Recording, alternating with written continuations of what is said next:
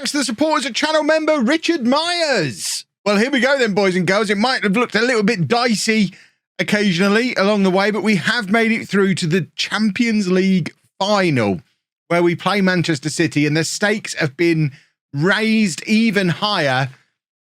And somehow I found myself in this situation where I could deliver like the ultimate Tottenham romantic football manager YouTube moment. This is going to be Harry Kane's last ever game of club football. He has announced his retirement for after the World Cup. He's still going off to the World Cup with England, so he's going to be playing at the World Cup in this summer, but this is his last ever game of club football, and he has still never won a club trophy. He does have a World Cup with England from the previous World Cup, where apparently he scored the winning goal, but Harry Kane has never won a club trophy. This is his last ever game of club football, last ever game for Spurs. I've still got to try and win, but all of that just makes me not want to.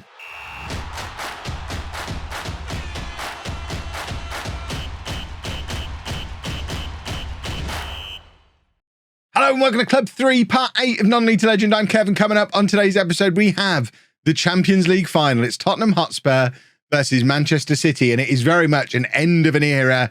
And I imagine when the history books look back on my time at Spurs as the greatest manager in history, this will be like my, look how close Kev was to getting sacked with my Alex Ferguson thing.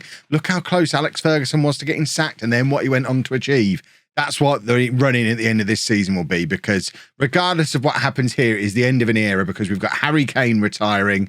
We've got Son retiring. Andreas Christensen's trying to get on with the act and he's retiring as well, but I don't think the Spurs fans will miss him quite so much. But Son and Kane both retiring as Spurs players at a Champions League final. I mean, Son isn't going to be playing. He's injured. But both Son and Kane are off to the World Cup as well. So they're both doing the same thing. They're retiring after the World Cup. So they're going to go and play international football as their final matches. But we have a Champions League final. We ended up finishing 8th in the league, which we miss out on a European spot because of Preston, who have won the Europa League. So despite collapsing down the league, that horrible run of form that they had after I left and with Eddie Howe in charge, their new manager, Stephen Ferguson, has come in and they have found a way through. They've won the Europa League final, beating Nice in the final, which means, of course, Preston are in next season's Champions League. So at the moment, 4th place Southampton are not in the Champions League. We could now...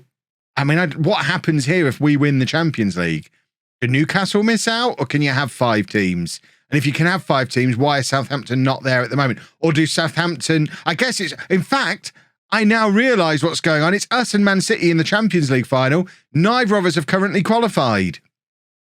So Southampton can't get the Champions League. It will be either us or Manchester City getting that Champions League spot, and then presumably we'll get a Conference League spot if we lose, because everything will trickle down to us. I think we might be in Europe either way. That's the hope, by finishing 8th. We shall see, I guess.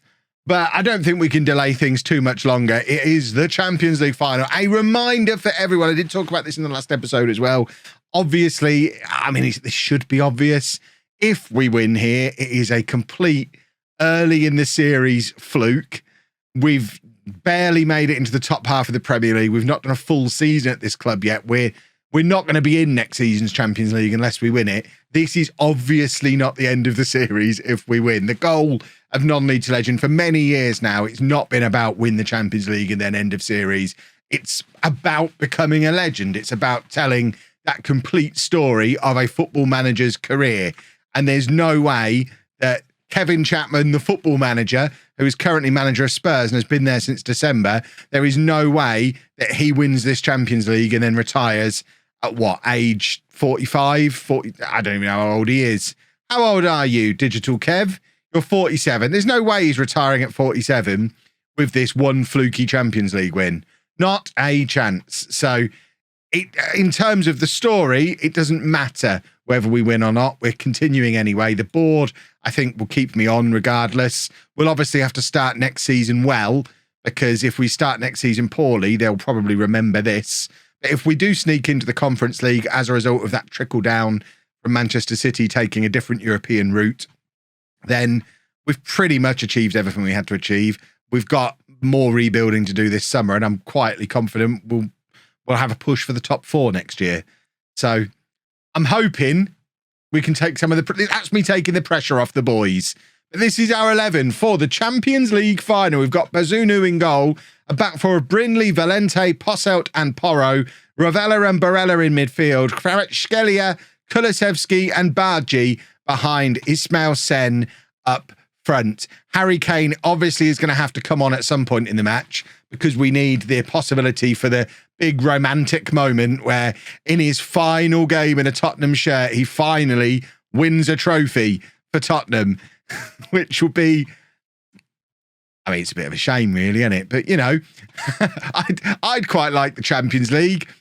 And I guess grudgingly, I'll allow Harry Kane to have a medal as well if it means that I get one. I'm not quite sure where this match is being played, but it looks like it's not a sellout wherever it is, although that could be terracing, which I guess wouldn't be allowable in a Champions League final. But that does beg the question, why are they playing it at a ground that has terracing that they can't use in the Champions League final? Once we get onto the match info screen, we'll be able to see where we're being played, but Sen very nearly got there ahead of Edison.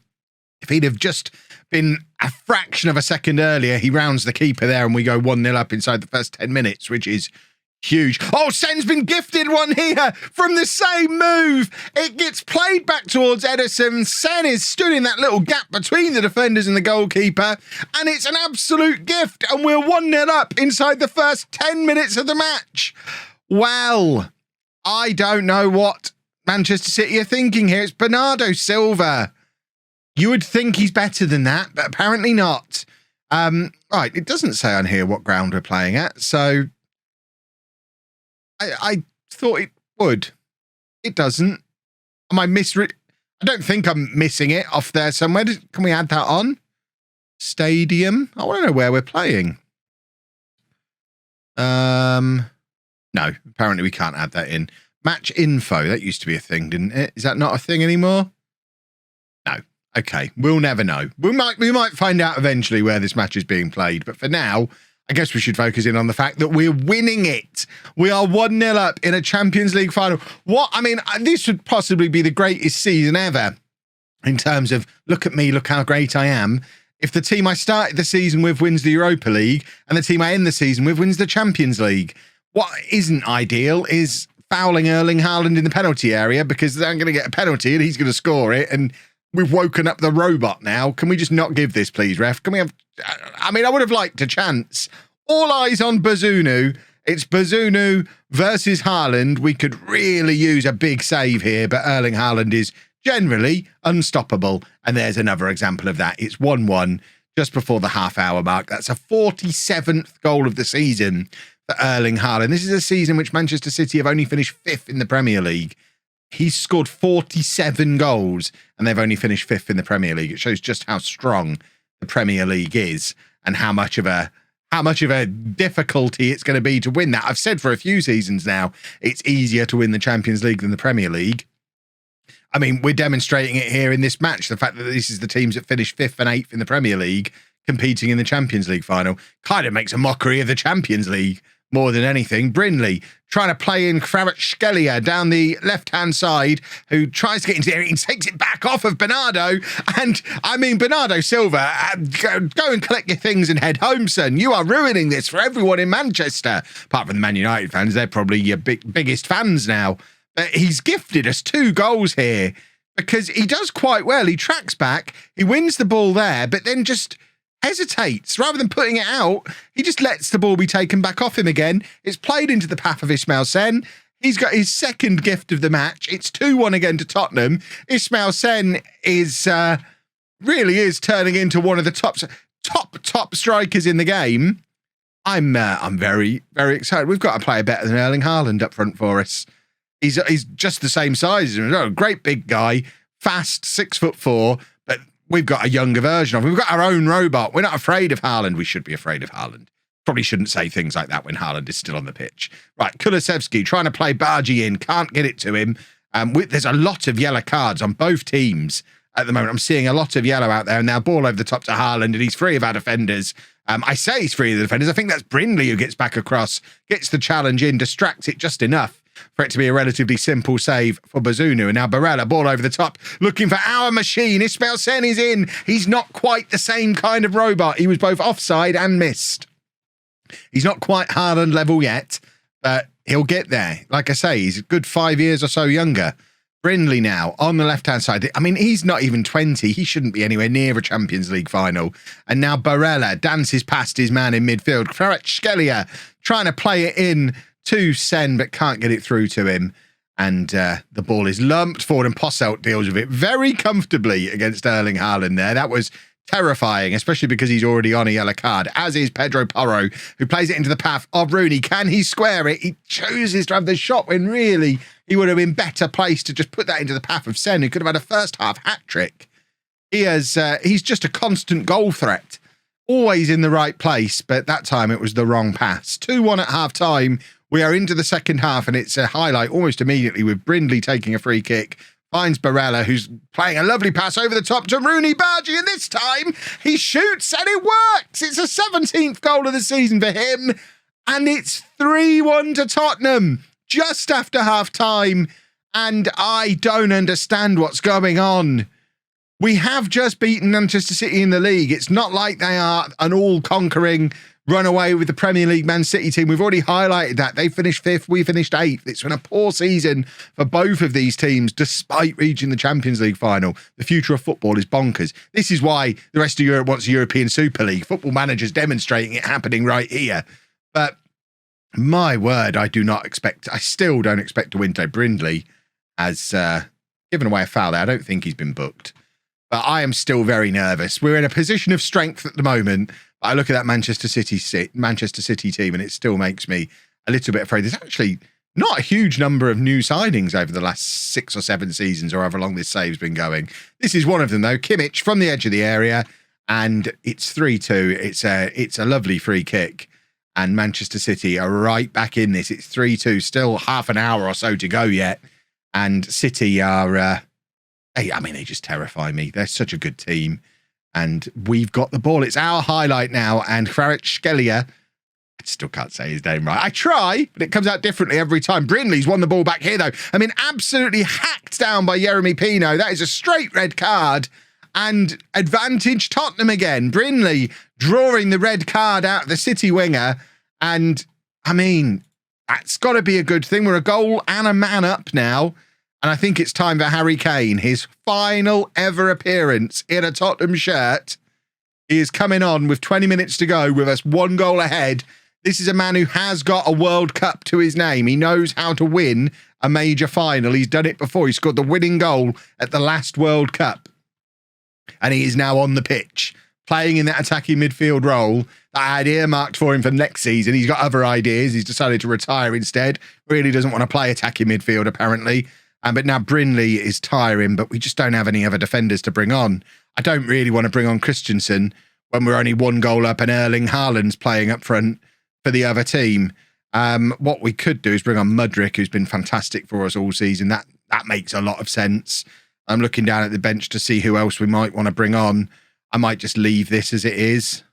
I don't think we have to make our 5th substitution. We probably won't be penalised for not making it. And we could always bring on Hernandez for Ravella if we need to. But it is now City with the corner. Foden finds Haaland, but he can't get proper purchase on the header. And Bazunu just rolls it out to Valente. And now we're going to look to counter-attack. Harry Kane, that's a heavy first touch from him, but he wins the ball back. And now Mudryk playing it into Sen. Sen out wide to Pedro Porro. Porro to Rooney. It's Harry Kane. Oh, he's hit the post. Oh, that could have been his career-defining moment in his final appearance for Tottenham. But he hits the post. It might still be enough, though. We are still in the lead in this game as we enter the final seconds. And, I feel a little bit ill that I've done it. But we have won the Champions League. Harry Kane ends his Tottenham career with a medal. Who'd have thought? Oh, my word. Never in all my time playing Football Manager have we done a non-League to Legend style save and won the Champions League this quickly. What is this, 7 seasons? 7 seasons from Peterborough Sports to Champions League winners. Oh, come on then, you smarty pantsies who are down in the comments section every day. Tell me how much faster you did it. Yeah, maybe Kev does know what he's doing after all. Forget the fact we finished 8th in the league. We've just won the Champions League. That is absolutely bonkers. There's no logic and explanation to it. But there is your Champions League win. Here's going to be your confirmation as well that Harry Kane does finish his only club medal of his career in his final appearance. It's a nice story, isn't it? Aaron Lennon thinks I'm good. So that's nice. That's what I really wanted to achieve in my career. Aaron Lennon's seal of approval. What the? Excuse me? Excuse me? Conference League? We've just won the Champions League. Okay, we are in the Champions League. That's all right then.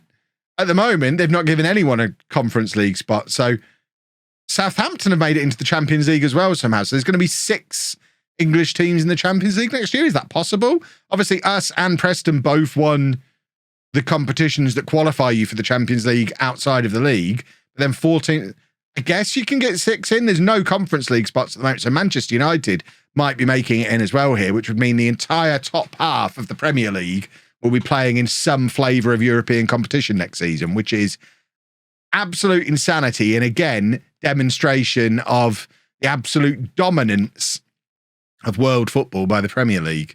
So this is a stadium we played in Austria. It's the ground that, believe it or not, Austria play at. So I guess maybe they have a little bit of terracing in there.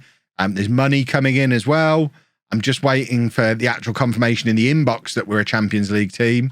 There you go. Bullet is happy, which is nice. I'm glad he's happy. Again, another one of my career goals achieved there. We've hit continue. I just want to hit continue once. I want to see that Conference League spot be given to somebody, or else I'm a little nervy that the game could be about to screw me over. A combination of the game and Preston screwing me over would be the ultimate kick in the kneecaps. There you go. Sen won Champions League Young Player of the Year. Mudryk won Player of the Year. There's your Champions League Team of the Year. Looks very Spursy. That has a different meaning now. We went and won the Champions League. Valente, Champions League Best Defender. Trilly finishing 3rd. Bazunu was 3rd for Best Goalkeeper. We've got the top 2 for Best Midfielders in Mudryk and Bargi. And then Sen won Forward of the season. It's almost as if this is very heavily weighted towards whichever team wins the tournament, which I guess is how these things do tend to work in real life. I actually think, there you go. There's your confirmation. We've qualified for the Champions League because I've had the pat on the head for it. So I will check the league table again in a moment, but I think we can now safely say, I mean, we know the rules. We absolutely should be in the Champions League. That's not a huge budget, is it? We absolutely should be in the Champions League. But the game can do silly things at times. But yeah, I think it's safe to say both us and Preston in the Champions League next season, which is going to be lots of fun. And maybe there's just nobody going to be in the Conference League from England. Poor old Man United are going to have to miss out. Right, £36 million for tomorrow's transfer special and a huge amount of spare wage budget with those retirements going through. We've got £800,000 a week spare on the wage budget, plus all that transfer money to spend as well. I think it should be noted just how much we've trimmed this wage budget since we've been here. But this great rebuild that we started in January is very much not over. There is still work to be done. If we have a look at what we've actually got in positions going ahead into next season. So next season, we've only really got Sen as a striker because Kane is going to be gone. And then we've got the 4 that we've used this year for the attacking midfield 3 and no real depth beyond them. We've only really got 2 or 3 central midfielders. We still need a right-sided centre-back. And we could probably use a couple of fullbacks as well. I think get rid of Porro and Bullet. I think we're probably good with Brindley and Vallejo on this side. But I'd like to get 2 good young right-backs and get rid of these 2 old men over here who are on £500,000 between them. But, I mean, that's all stuff to worry about tomorrow because today we celebrate the fact, one moment. Here it is. just, you know, I win it so often I had to buy a little miniature so I could hold it up in videos. We've only gone and done it again. 7 seasons. 7 seasons it took. Come on. If you've enjoyed that, please make sure you leave a nice big thumbs up on there for me. Subscribe to the channel for daily Football Manager videos.